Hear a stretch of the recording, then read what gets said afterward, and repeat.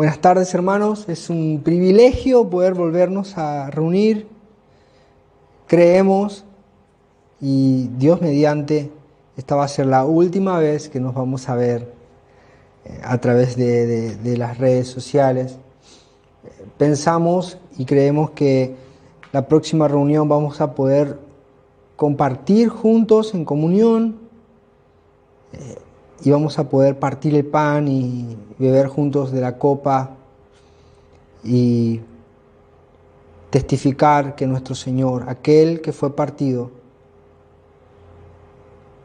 y que resucitó, que derramó su sangre por nosotros y que nos dio vida nueva, un día vendrá a buscarnos y nosotros podremos verle. Mientras tanto, nosotros anunciamos la muerte del Señor y su victoria. Así que nos disponemos de todo corazón de preparar nuestro corazón para este tiempo. Va a ser un tiempo de celebración al resucitado y vamos a poder glorificar su nombre, exaltarle y poder disfrutar de las bendiciones de nuestro Dios, porque dice que es hermoso que los hermanos habiten juntos en armonía, porque allí envía Dios bendición y vida eterna. Y esa va a ser nuestra alegría, ¿no? Poder vernos nuevamente. Bueno, vamos a tener nuestros cuidados, nuestros recaudos. Tal vez no tendremos mate, tal vez no tendremos mucho contacto, aunque va a ser difícil, ¿no? Porque vamos a querer abrazarnos y bueno, pero vamos a cuidarnos, vamos a respetar todas las pautas y las normas de distanciamiento social. También vamos a tener los elementos para que las personas se puedan poner alcohol en gel y todos los resguardos y las recomendaciones que debemos tener. Pero anhelamos el momento de volver a vernos. Así que estamos felices, estamos muy contentos y bueno, sería bueno que podamos verlos el próximo domingo. Y bueno, van a haber sorpresas. Hemos estado guardando cosas para que usted cuando venga se sorprenda. Ya no entrábamos más en esa habitación, así que de a poco el Señor nos está abriendo un lugar para que podamos congregarnos. Estamos muy felices y los esperamos. ¿Cuál es la novedad? La novedad es que usted va a tener que madrugar. ¿Por qué? Porque el culto se va a hacer el domingo a las 10 de la mañana. Y eso es también un momento de mucha alegría y vamos a celebrar. Así que los esperamos el próximo domingo a las 10 de la mañana para adorar a nuestro Dios. Bueno, no quise robarle esta función a Jonathan, ¿no? Pero es mi deber como pastor anunciar estas cosas que van a suceder. Bueno, como usted sabe, estamos en el libro de Romanos y en estos 2 capítulos que hemos estado hablando, hemos estado viendo la profundidad del Evangelio y hemos estado viendo la misericordia de Dios y hemos estado viendo cómo el apóstol Pablo presentaba el Evangelio y cómo nosotros debemos creer el mensaje. Este mensaje que es un mensaje que tiene un poder que no tiene ningún otro mensaje. Por eso Pablo decía, no me avergüenzo del Evangelio porque es poder de Dios para salvación a todo aquel que cree. Así que muchas veces nosotros escuchamos oraciones donde las personas dicen, estamos orando para que Dios nos envíe poder. El poder está en el Evangelio. Así que si nosotros tan solo predicáramos el Evangelio bíblicamente, vamos a ver el poder de Dios. Y eso es lo que estamos haciendo. Así que anhelando, tenemos grandes expectativas, como aquel sereno que espera los rayos del alba, anhelando que la mañana venga. Nosotros estamos predicando el Evangelio y anhelamos ver el poder de Dios. Y bueno, nuestro texto hoy es el libro de Romanos, capítulo 3, del versículo 1 al versículo 8. Vamos a leer la palabra del Señor y después vamos a orar. Dice, versículo 1, ¿qué ventaja tiene pues el judío? ¿O de qué aprovecha la circuncisión? Mucho en todas maneras. Primero, ciertamente, que le ha sido confiada la palabra de Dios. Pues que si alguno de ellos han sido incrédulos, su incredulidad habrá hecho nula la fidelidad de Dios. De ninguna manera. Antes bien, sea Dios veraz y todo hombre mentiroso, como está escrito, para que seas justificado en tus palabras y venzas cuando fueres juzgado. Y si nuestra injusticia hace resaltar la justicia de Dios, ¿qué diremos? ¿Será injusto Dios que da castigo? Hablo como hombre. En ninguna manera. De otro modo, ¿cómo juzgaría Dios al mundo? Pero si por mi mentira la verdad de Dios abundó para su gloria, ¿por qué aún soy juzgado como pecador? ¿Y por qué no decir, como se nos calumnia y como algunos cuya condenación es justa, afirman que nosotros decimos, hagamos males para que vengan bienes? Oramos. Señor, gracias por tu palabra. Te pedimos, Señor, que hoy podamos ser impactados por la luz de tu Evangelio. Señor, te pido que tu Espíritu Santo, Señor, esté aplicando salvación a aquellos que estén oyendo este mensaje. Señor, es nuestra responsabilidad llevar el Evangelio a los oídos de los hombres, y es tu obra la que el Evangelio vaya de los oídos a los corazones. Cámbianos, transfórmanos, edifica tu iglesia, ayúdanos que a través de este mensaje que es crucial, vivo, real, aplicable 100% a nuestras vidas, nuestros corazones sean transformados. Señor, no a nosotros, Señor, no a nosotros, sino a tu nombre sea dada la gloria. En el nombre de Cristo Jesús. Amén. Amén. Bueno, en el capítulo 2 del libro de Romanos, el apóstol Pablo estuvo destruyendo por completo toda confianza que las personas pueden tener en el moralismo.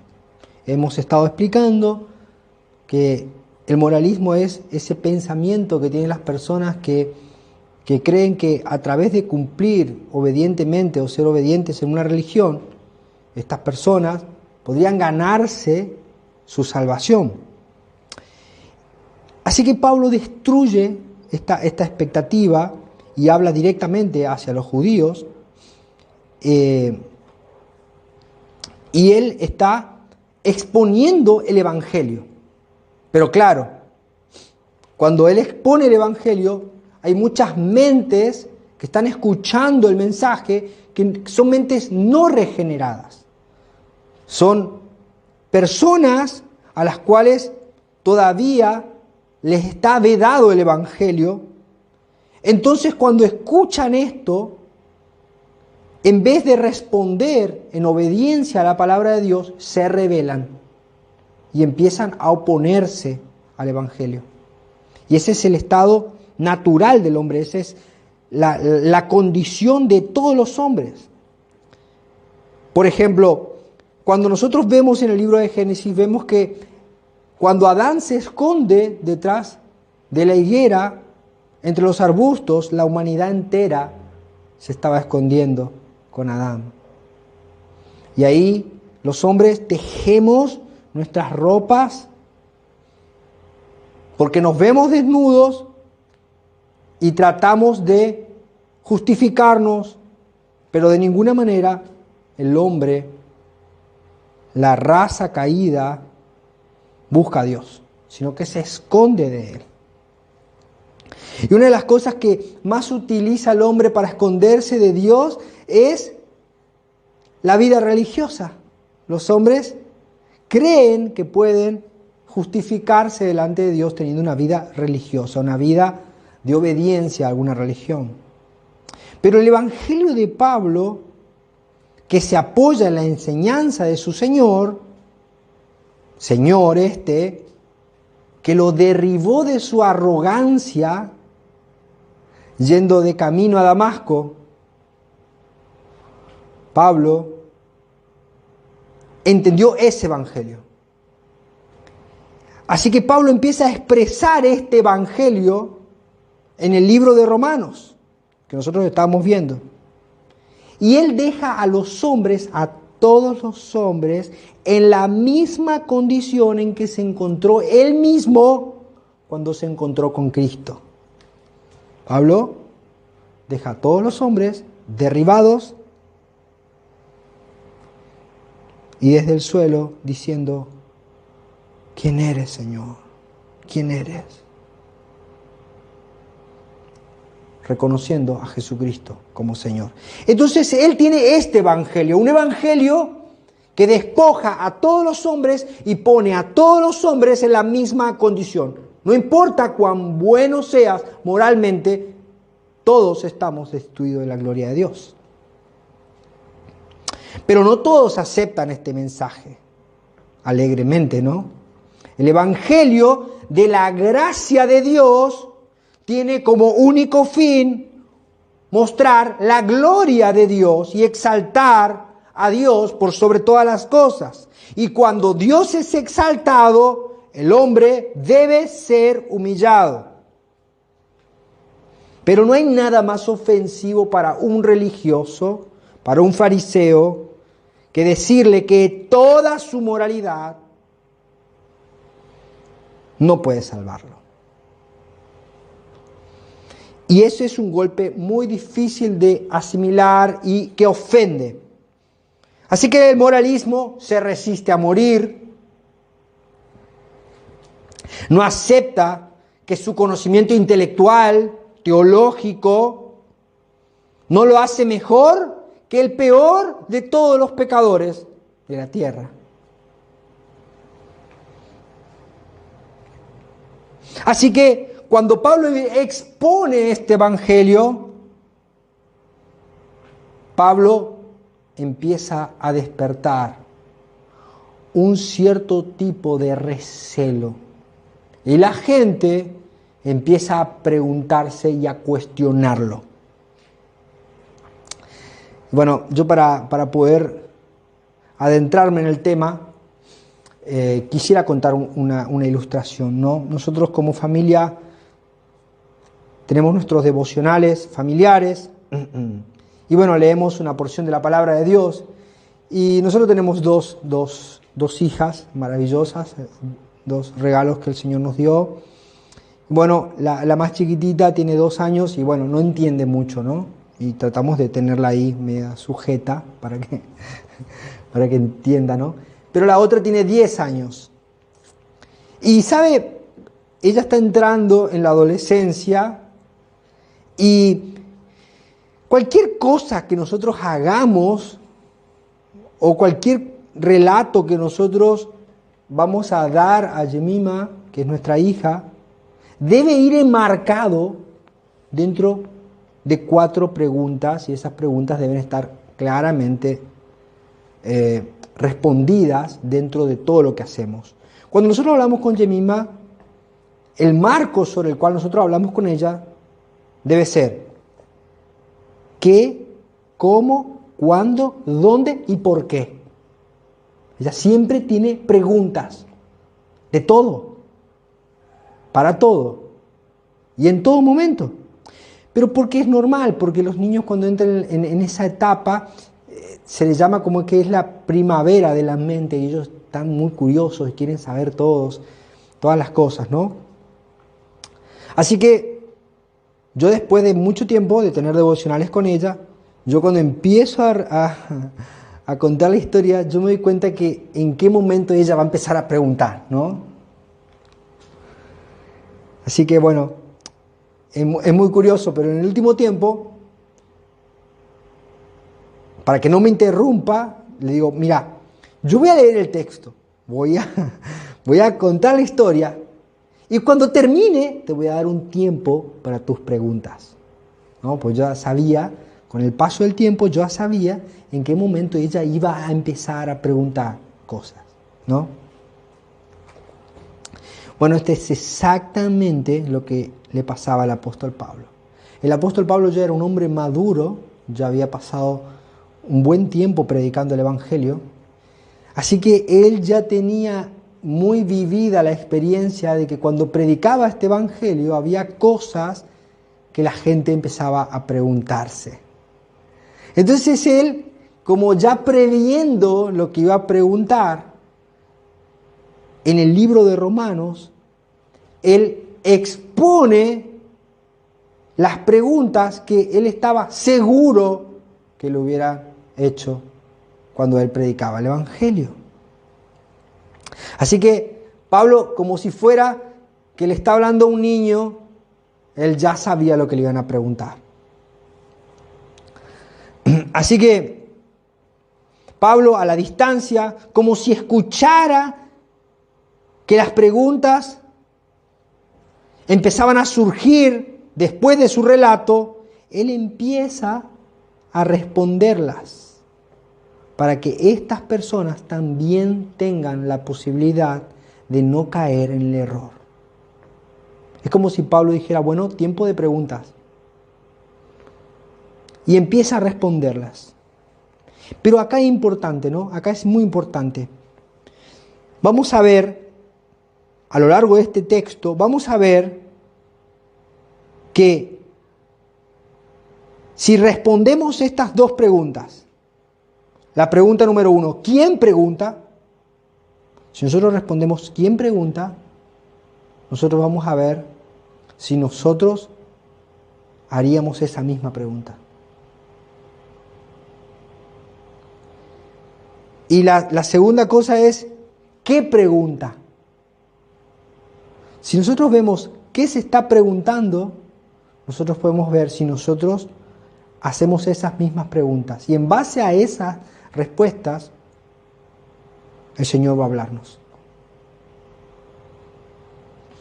Y ese va a ser el nudo de nuestra prédica. Nosotros, a lo largo de mirar estas preguntas, nosotros vamos a ir desarrollando la prédica. Y las respuestas a esas preguntas es el desenlace y la exposición bíblica de hoy. Y cuando Pablo está respondiendo estas preguntas, la luz de la verdad expuesta en este texto va a hacer que nosotros podamos ver a Dios y operar para su gloria, su poder y su majestad, para que Él sea exaltado. ¿Qué le parece? ¿Le gustaría empezar? Vamos con la primera pregunta. Versículo número 1 de Romanos capítulo 3. Dice, ¿qué ventaja tiene pues el judío o de qué aprovecha la circuncisión?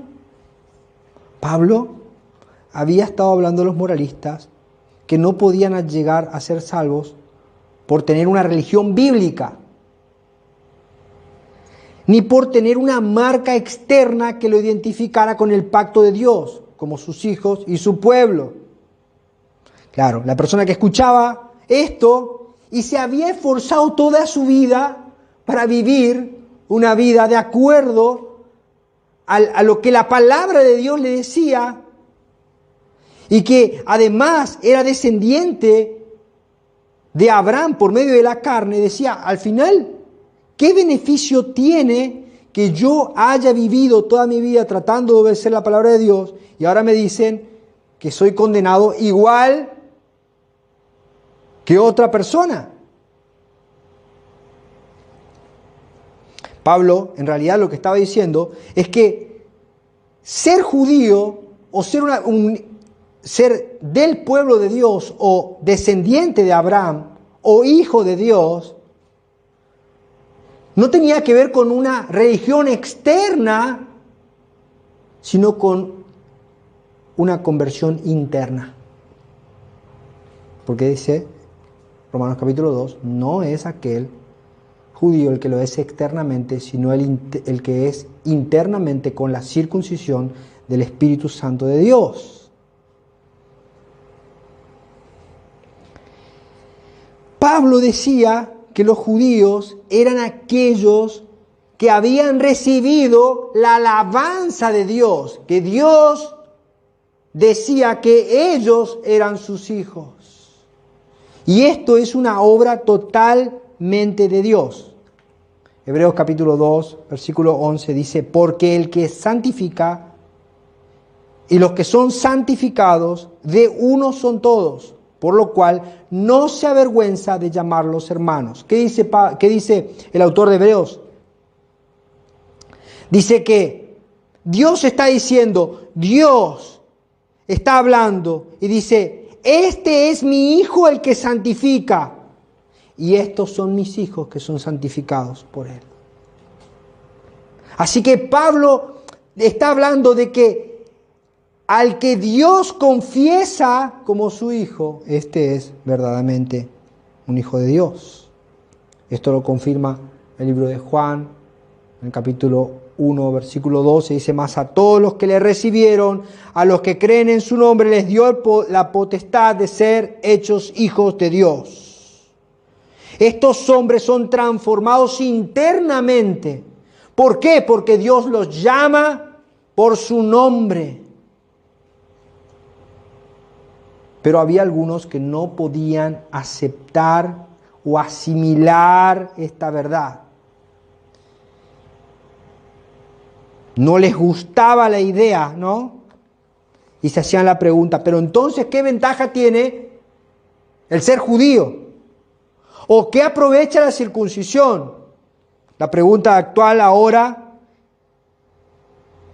que nosotros nos haríamos sería, pero entonces, ¿qué provecho tiene estar en una iglesia bíblica? ¿O qué provecho tiene que yo me haya bautizado? Que tenga una marca, que sea miembro de una iglesia. ¿Qué beneficio tiene? ¿Dónde está la ventaja? Y por el contrario, de lo que muchos hubieran pensado, Pablo no dice que no había ninguna ventaja o que no sirvió para nada. Al contrario, el apóstol Pablo dice, muy precisamente, dice, mucho. ¿Qué aprovecha entonces? ¿O qué ventaja tiene ser judío? ¿O qué ventaja tiene vivir en una iglesia, estar en una iglesia bíblica? ¿O qué aprovecha que yo me haya bautizado? Mucho, dice el apóstol. Aprovecha mucho. En todas maneras. Primero, ciertamente que le ha sido confiada la palabra de Dios. Claramente, Pablo está diciendo que había muchos beneficios en ser judío, ser del pueblo de Dios según la carne. El apóstol, para poder desarrollar la idea, pone una imagen que es tan importante.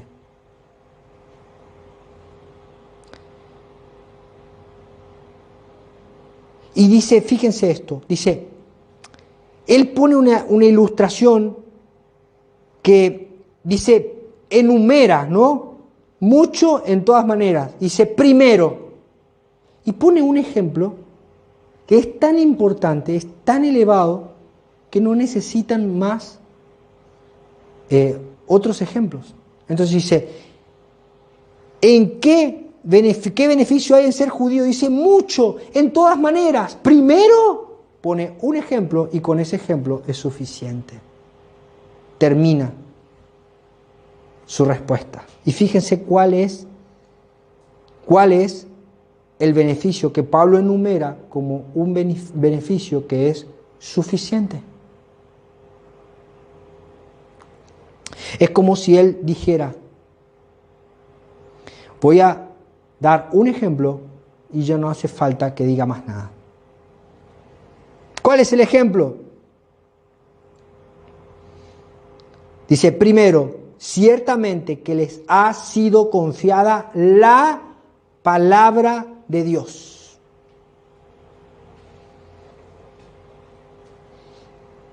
Cuando Pablo pone este ejemplo, se sobreentendía que a través de que el pueblo de Dios haya recibido la palabra de Dios, tenía bendiciones que iban a venir a través de ello. Y ya hemos hablado y ya hemos desarrollado en el libro de Romanos, capítulo 1 y capítulo 2, que la única manera de conocer a Dios es a través de la palabra de Dios. Si nosotros realmente queremos conocer a Dios, nosotros debemos ir a la palabra de Dios para poder entender a Dios que se reveló a sí mismo en su palabra. Entonces, Pablo está diciendo que el beneficio más importante y mayor era que estos hombres habían recibido, se le había confiado la palabra de Dios. ¿Y qué beneficios tiene? ¿Qué beneficios tiene? Es que la palabra de Dios es la revelación especial. Esta es la revelación especial. Y en el Salmo capítulo 19, versículo 7, relata de cómo la palabra de Dios es tan importante para nosotros. Y dice, la ley de Jehová es perfecta, que convierte el alma. El testimonio de Jehová es fiel, que hace sabio al sencillo. Los mandamientos de Jehová son rectos, que alegran el corazón. El precepto de Jehová es puro, que alumbra los ojos. El temor de Jehová es limpio, que permanece para siempre. Los juicios de Jehová son todos justos. Deseables son más que el oro, más que mucho oro afinado. Y dulces más que la miel que destina del panal. Tu siervo es además amonestado con ellos. En guardarlo hay grande galardón. Pablo le dice, muchachos, ustedes que se preguntan si hay algún beneficio en ir a un lugar donde enseñen la Biblia, en ir a un lugar donde expongan la palabra de Dios, le dice, hay muchos beneficios.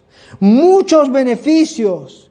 ¿Cuáles son? Según el Salmo 19 dice, al nosotros estar en un lugar donde se expone la palabra de Dios, los beneficios son es que la ley de Jehová convierte el alma, hace sabio al sencillo, alegra el corazón, alumbra los ojos, los hombres son amonestados y si los guardamos hay grande galardón.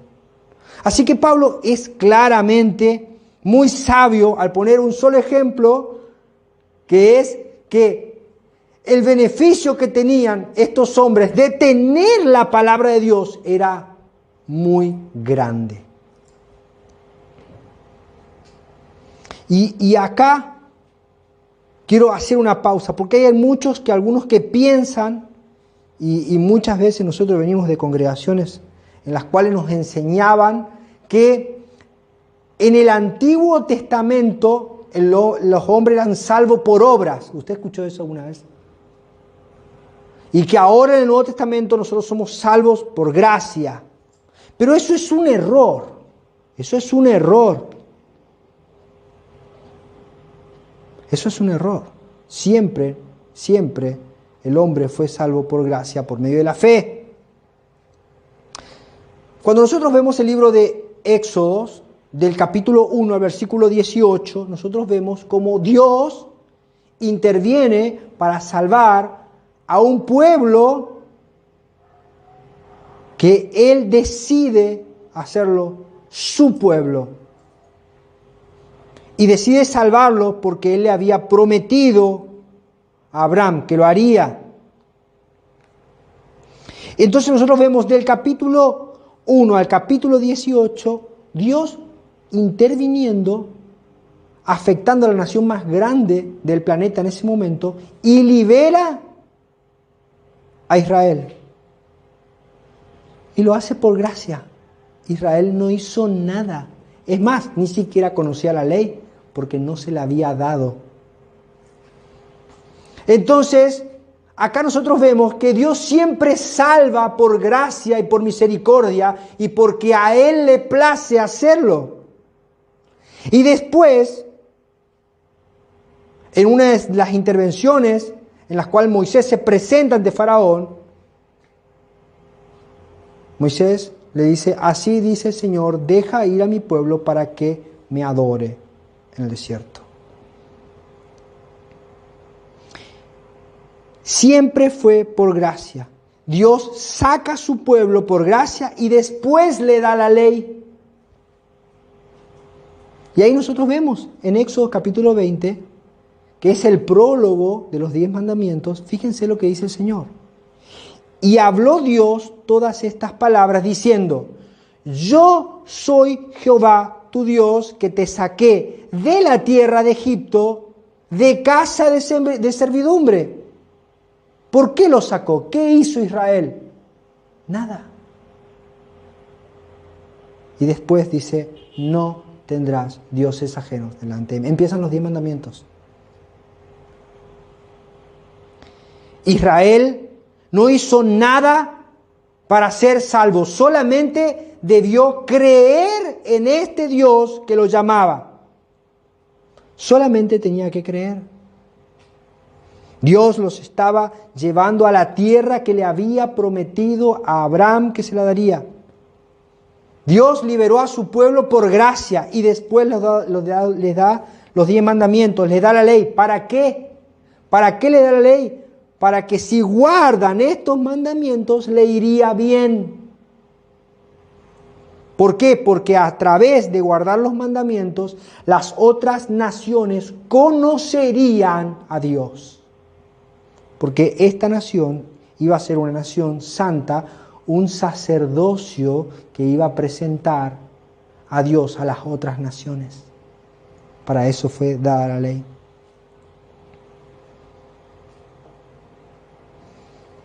Entonces esto es muy importante, muy importante. ¿Tiene beneficio la ley? Sí. Pero la ley nunca fue dada para que el hombre sea salvo guardando la ley. No, siempre fue por gracia. Todo en la ley, todos los sacrificios, todo hablaban del Cordero. Siempre fue confiar en aquel que vendría, en el Mesías prometido. De hecho, la palabra de Dios dice que la ley es el ayo que nos lleva a Cristo. Toda la ley nos lleva a Cristo.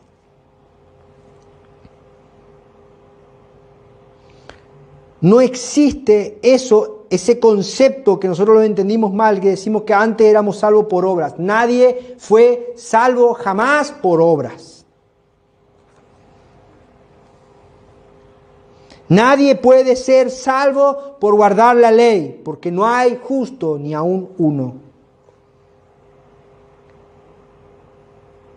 Siempre fue por gracia. Pero hay beneficios claros en conocer la palabra de Dios.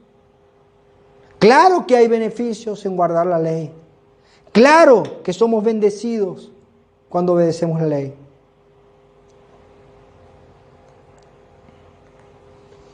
Pero confiar en nuestras obras puede ser de tropiezo.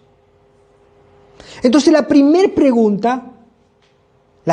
pregunta capciosa que recibe el apóstol Pablo es: ¿qué beneficio tiene entonces?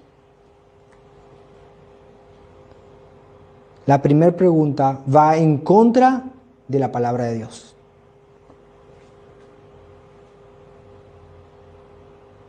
La primera pregunta que hacen estos hombres va en contra de la palabra de Dios.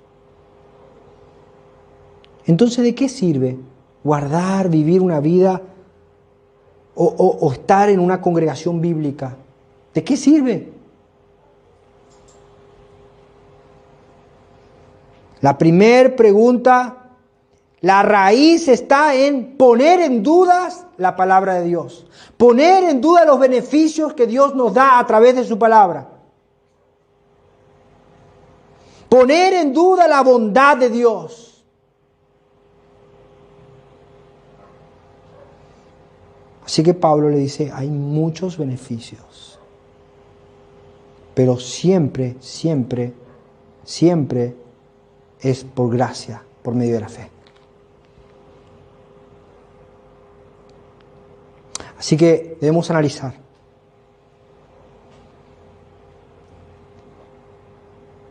Vemos que estos hombres cuestionaban la palabra de Dios. Ahora nosotros, ¿cuestionamos la palabra de Dios? ¿Ponemos en duda la palabra de Dios?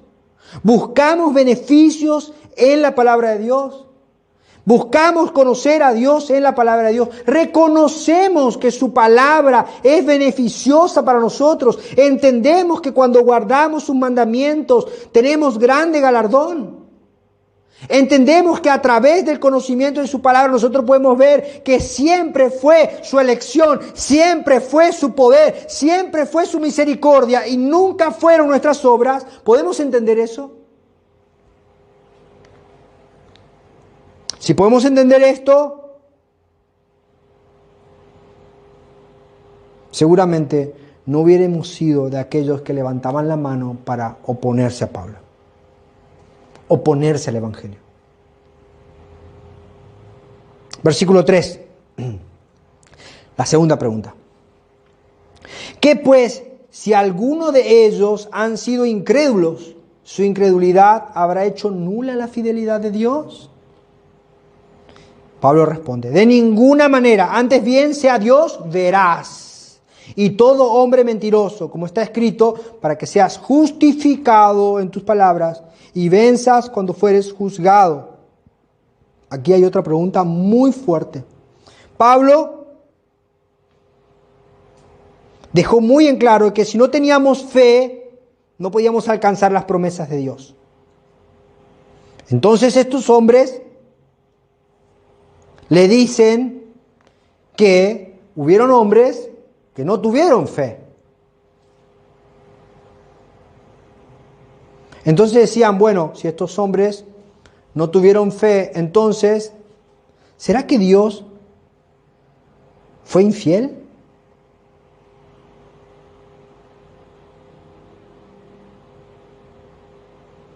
De ninguna manera. Dios no fue infiel, Dios no falló a ninguna de sus palabras. Dice, ¿cómo puede ser? Si Dios dijo que le daría un pueblo y ahora resulta que si son circuncidados y están dentro del pueblo de Israel, aún así son rechazados, entonces Dios no es fiel. Gálatas capítulo 3 versículo 29 dice, pues todos sois hijos de Dios por la fe en Cristo Jesús. Porque todos los que habéis sido bautizados en Cristo, de Cristo está revestido.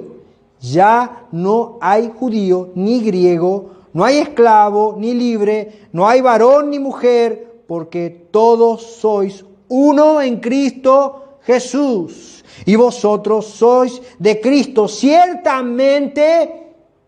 Dice, y si vosotros sois de Cristo, ciertamente linaje de Abraham sois, herederos según la promesa.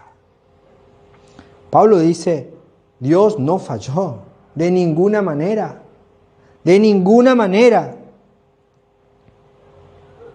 Aún Cristo, dice, Dios puede levantar hijos de Abraham, aún de estas piedras.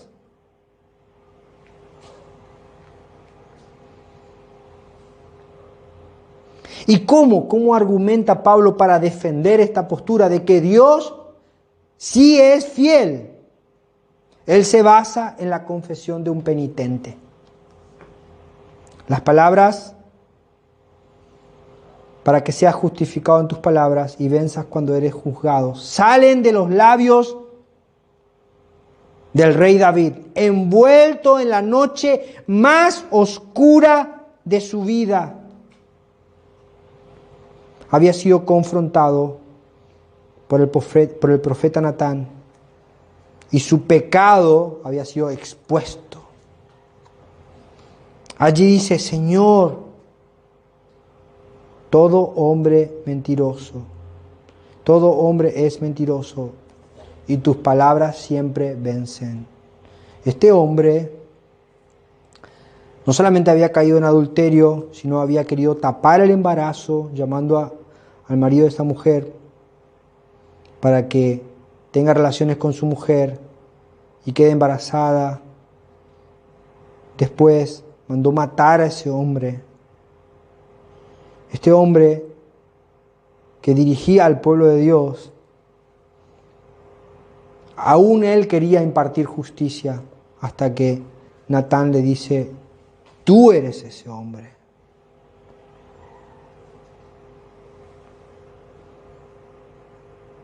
Y ahí David se da cuenta que él no puede justificarse y que es un pecador.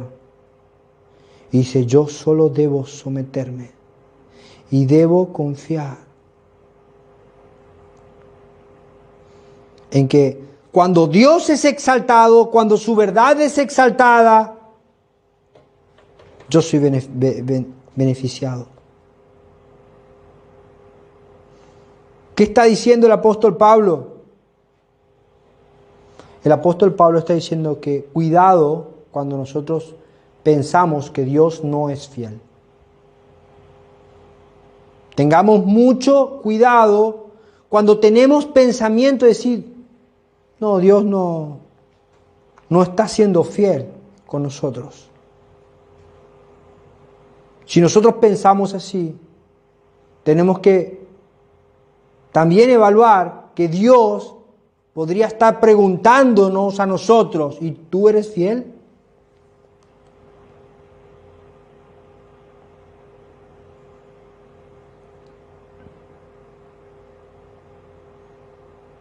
Esto fue lo que hizo chocar esa autoconfianza que tenía David. Y fue sometido. Dijo: no, Señor, tú debes vencer. Yo soy un pecador, tú debes vencer. Tú eres fiel, y si me matas, tú eres fiel. Tú eres fiel.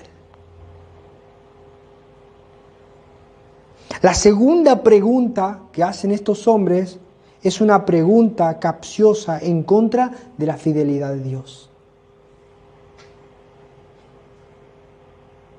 Atacaba directamente la fidelidad de Dios. Ahora, tenemos que hacernos esta pregunta: ¿estamos dudando de la fidelidad de Dios en nuestras vidas? ¿Dudamos de la fidelidad de Dios en nuestro diario caminar? ¿Dudamos de sus promesas? ¿Confiamos en su fidelidad? ¿O permitimos que la angustia, la preocupación nos asalte?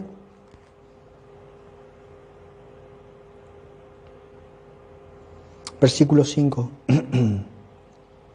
Y si nuestra injusticia hace resaltar la justicia de Dios, ¿qué diremos? ¿Será injusto Dios que da castigo? Hablo como hombre. En ninguna manera. De otro modo, ¿cómo juzgaría Dios al mundo? Pero si por mi mentira la verdad de Dios abundó para su gloria, ¿por qué aún soy juzgado como pecador? ¿Y por qué no decir, como se nos calumnia, y como algunos cuya condenación es justa afirman que nosotros decimos: hagamos males para que vengan bienes? Ahora fíjense lo que están diciendo estos hombres. Estos hombres están diciendo que de la misma manera que nosotros agarramos un diamante y para exhibirlo mejor y para que se vea más claramente su brillo, lo ponemos sobre una tela oscura, muy oscura, para que resalte el brillo del diamante. Estos hombres estaban diciendo que cuando el hombre peca y se oscurece más, es allí donde más se hace evidente la justicia de Dios. Y acá nosotros podemos recordar muchos debates filosóficos, es más, preguntas que nosotros mismos nos hemos hecho. Como por ejemplo, ¿Dios sabía que el hombre pecaría? ¿Se hizo usted esa pregunta? ¿Dios sabía que el hombre iba a pecar? Acá nosotros tenemos que responder esto. Sí, porque si nosotros decimos que no, entonces nosotros estamos negando la omnisciencia de Dios. Y Dios sabe todas las cosas, presente, pasada y futuras. Y ahí está el origen de esta pregunta que le hacían a Pablo. Y si Dios sabía que el hombre pecaría, ¿por qué lo hizo así? Y si el hombre tenía la posibilidad de pecar y Dios sabía que iba a pecar, entonces ¿por qué me castiga? ¿Para qué Dios permitió que haya ese fruto en el huerto? Y ahora me quiere castigar, si Él sabía que yo iba a pecar. ¿Para qué Dios permitió eso? ¿Por qué lo hizo así? ¿Por qué si cuando yo peco, su justicia se hace más evidente? En la noche más oscura es donde más brillan las estrellas. ¿Por qué? Hasta poéticos se ponen estos, ¿no? Estos romanos se ponían hasta poéticos. Pero nosotros para poder entender esto, tenemos que responder por la Biblia. Y si nosotros vamos a Efesios capítulo 1, nos vamos a dar cuenta que Dios desde antes de la fundación del mundo ya había preparado a algunos para salvarlos y para mostrar su gloria. O sea que Dios creó al hombre, hizo toda la creación, puso el fruto y le dio la posibilidad de que el hombre aún pecara, todo para mostrar su gloria.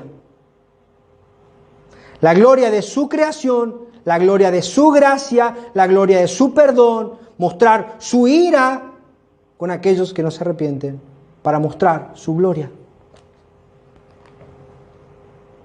¿Y dónde dice eso?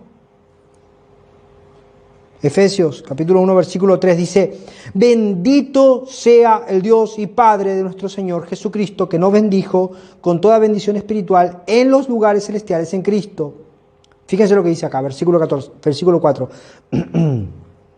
Según nos escogió en Él antes de la fundación del mundo, para que fuésemos santos y sin mancha delante de Él, en amor, habiéndonos predestinado, esa es la palabra que a muchos no les gusta oír, para ser adoptados hijos suyos por medio de Jesucristo, según el puro afecto de su voluntad. La versión Reina Valera Moreno diría: porque a Él le agradó, porque a Él le gustó hacerlo así.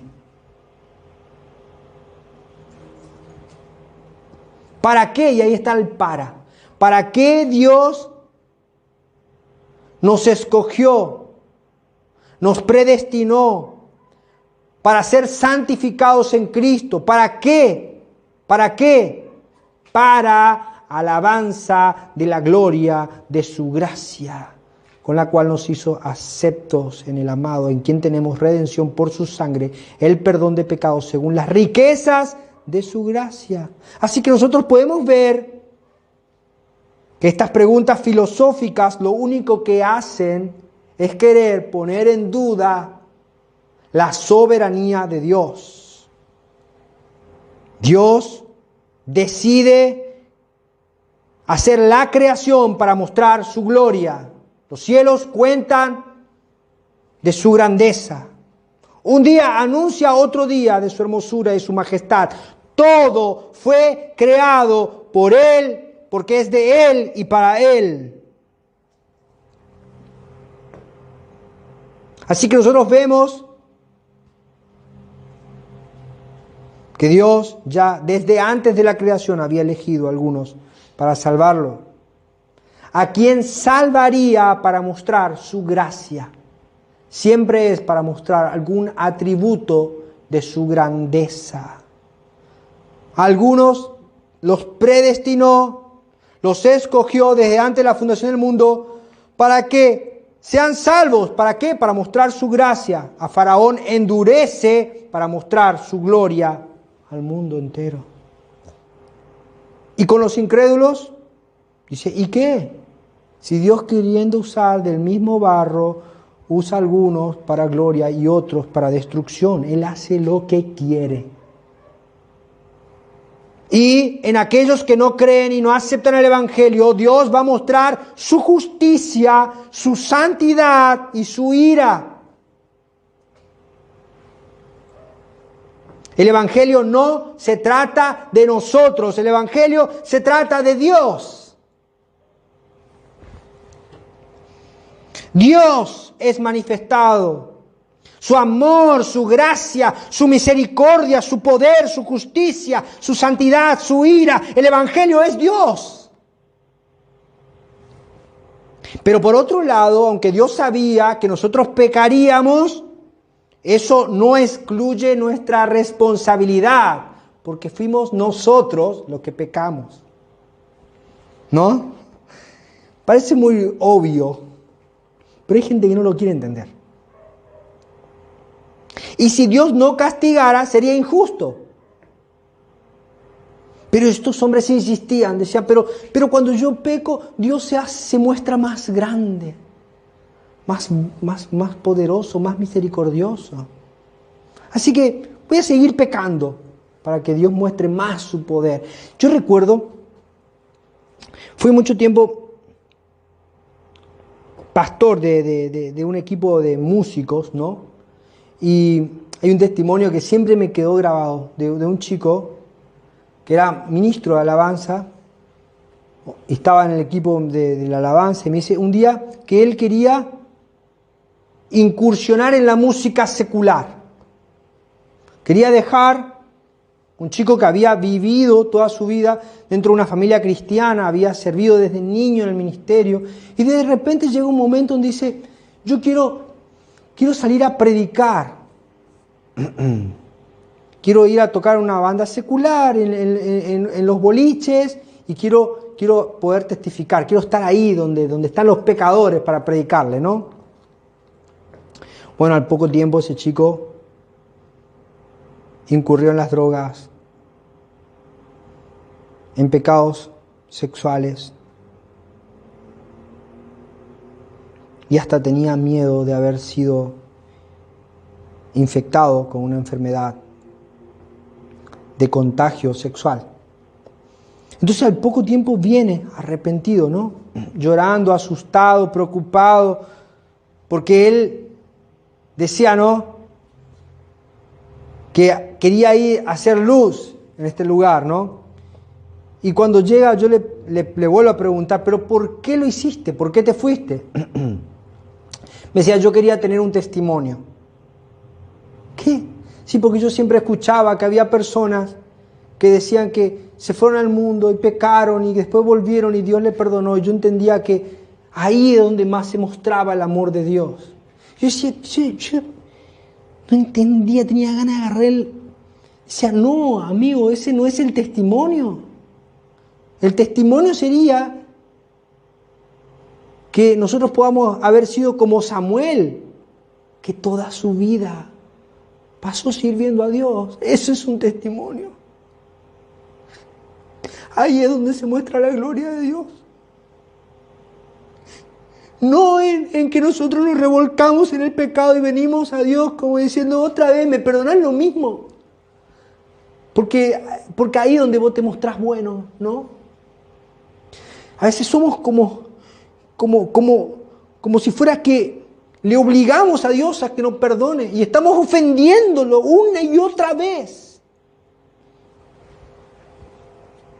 Decimos, bueno, pero cuando yo peco, Él se muestra más amoroso.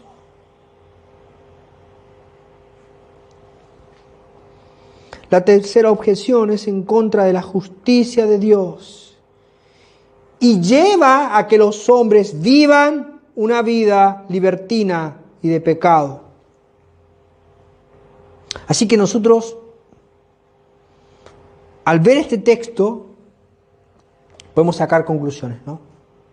La primera conclusión que podemos sacar es que tengamos una religión bíblica, que tengamos marcas del pacto, que hayamos hecho una confesión de fe, que nos hayamos bautizado, no nos hace salvos. Pero tiene grandes beneficios poder estar en un lugar donde nos enseñan la palabra de Dios. Porque es a través de la palabra de Dios en que nosotros podemos ser transformados. No hay otra forma. No hay otra forma. Así que si eres miembro de una congregación bíblica, sigue participando de una congregación bíblica. Comprométete con una congregación bíblica. Serví al Señor. Disfrutar de los beneficios de estar en comunión con personas que viven y tratan de glorificar a Dios a través de su palabra. Aunque no te hará salvo, eso. Tienes muchas posibilidades de conocer a Dios dentro de ese lugar.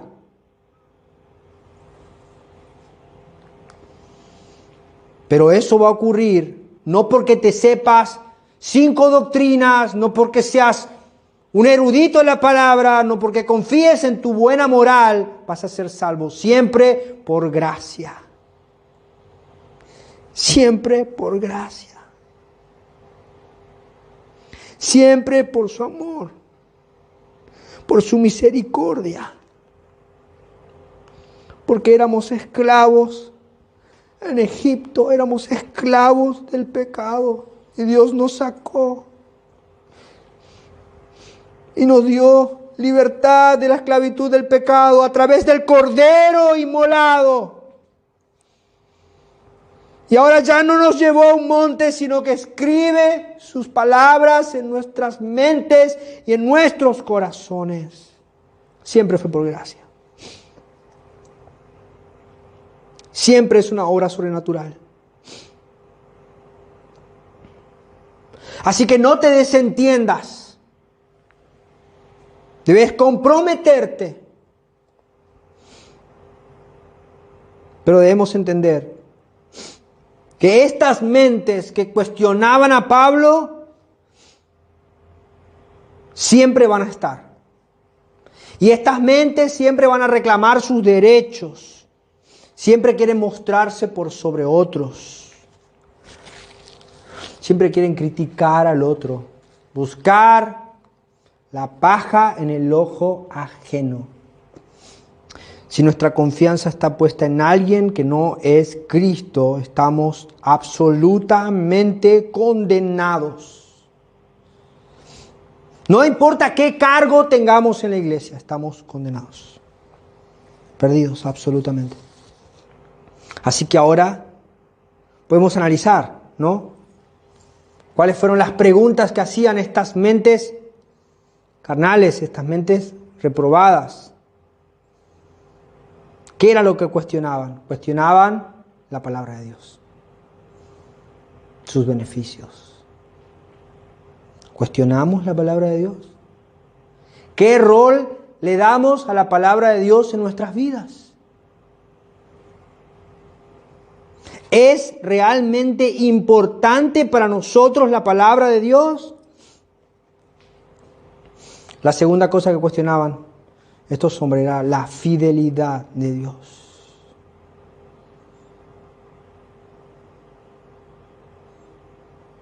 Nuestro Dios es fiel y verdadero.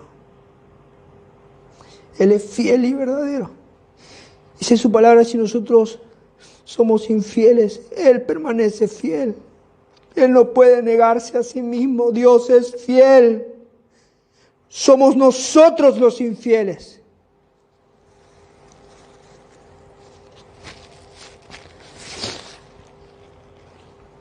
La tercera cosa que cuestionaban era la justicia de Dios.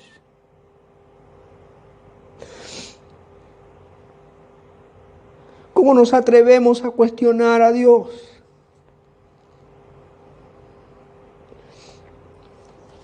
A veces hay gente que que dice, yo no sé por qué Dios me castiga. Si Dios te castigara, no estarías. Si Dios desatara su justicia sobre tu vida, te destrozaría eternamente. Pero Dios decide hacer justicia en el cuerpo de su Hijo para librarnos, para salvarnos, para hacernos sus hijos.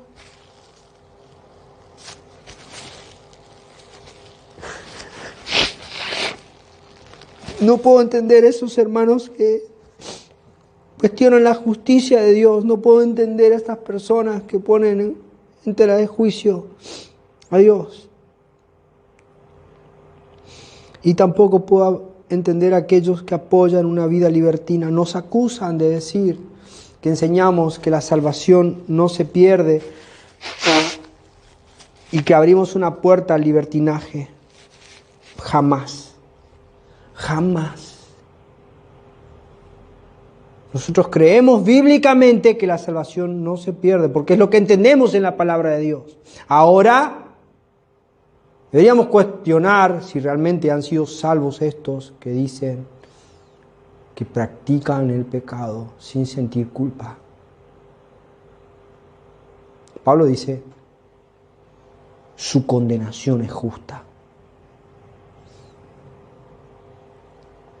Los que tuercen la Escritura para su beneficio y para dar rienda suelta a su pecado y para vivir en pecado, están bajo condenación y su condenación es justa.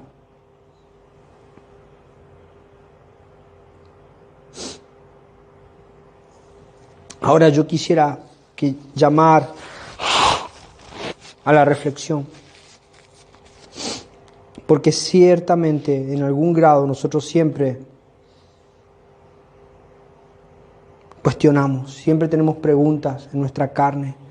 Nuestra carne muchas veces no va a querer creer, no va a querer apoyarse en la palabra de Dios. Luchamos, muchas veces luchamos en nuestros pensamientos. Y eso es porque muchas veces somos carnales y necesitamos ser transformados. Muchas veces cuestionamos el mensaje de la palabra de Dios porque no nos gusta o porque nos choca. ¿Y saben? Eso descubre nuestra condición. Porque 1 Corintios 2, del 14 al 16 dice, porque el hombre natural no percibe las cosas que son del Espíritu de Dios, porque para él son locura. No las puede entender porque se han de discernir espiritualmente. El hombre espiritual entiende las cosas espirituales, el hombre carnal no las puede entender. Dice, pero nosotros tenemos la mente de Cristo. Si nosotros no podemos asimilar el mensaje del Evangelio, que dice claramente que todos los hombres están condenados delante de Dios y que somos salvos por gracia y que Él nos ha dado el beneficio de su palabra y que Él es fiel y que su justicia es para siempre. Si nosotros no entendemos eso es porque nuestras mentes todavía son carnales. Todavía no hemos nacido de nuevo. Si yo no puedo tener más que pensamientos de desconfianza y pensamientos que cuestionan a Dios, necesitamos tener la mente de Cristo. Y para tener la mente de Cristo tenemos que estar en Cristo.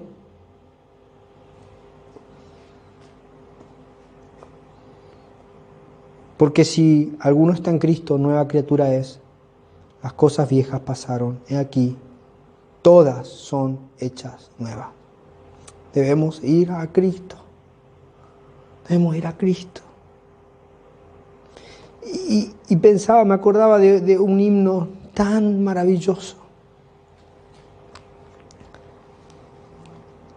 El himno dice,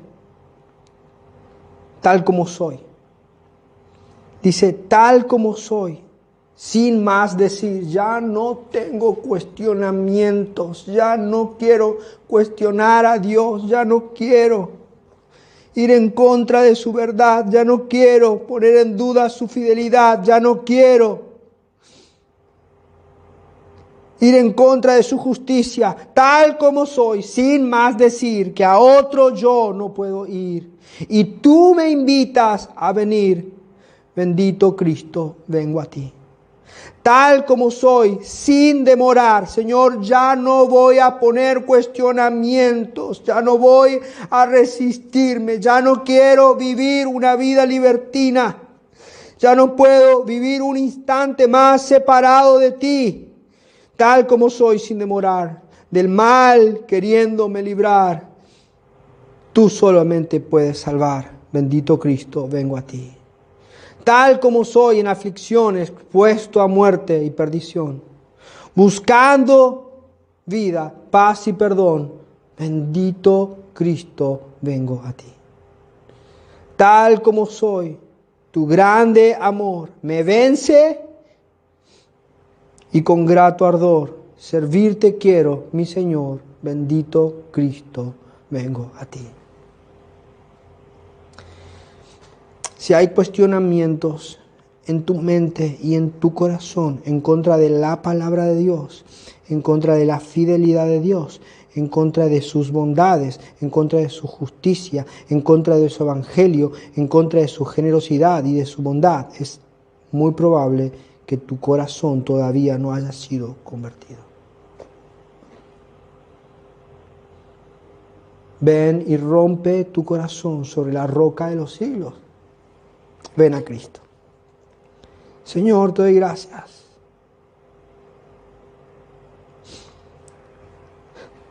Señor, hemos visto a través de tu palabra que de alguna u otra manera siempre hay cosas que nos exponen delante de ti. No confiamos en nuestras obras, no confiamos en nuestra justicia, no confiamos en nuestras fuerzas, no confiamos en nuestra moral. Siempre fue por gracia, Señor, siempre fue por gracia. Te agradecemos de los grandes beneficios que nos das de poder participar en una congregación bíblica. Señor, gracias, pero nosotros confiamos en ti. Te amamos, Señor. Ayúdanos. Ayúdanos a vencer nuestros razonamientos, nuestros pensamientos carnales y no poner en duda tu amor. Señor, el Evangelio es la manifestación de tu gloria, de tu gracia. Señor, te damos gracias porque en estas respuestas que el apóstol Pablo pudo dar a estas mentes carnales, vemos otra posibilidad y tú nos llamas, así como somos, tal como somos. Ya no queremos más decir nada, solamente venimos a ti. Te damos gracias, Señor. Que tu palabra corra, Señor, y sea glorificada. En Cristo Jesús. Amén y amén.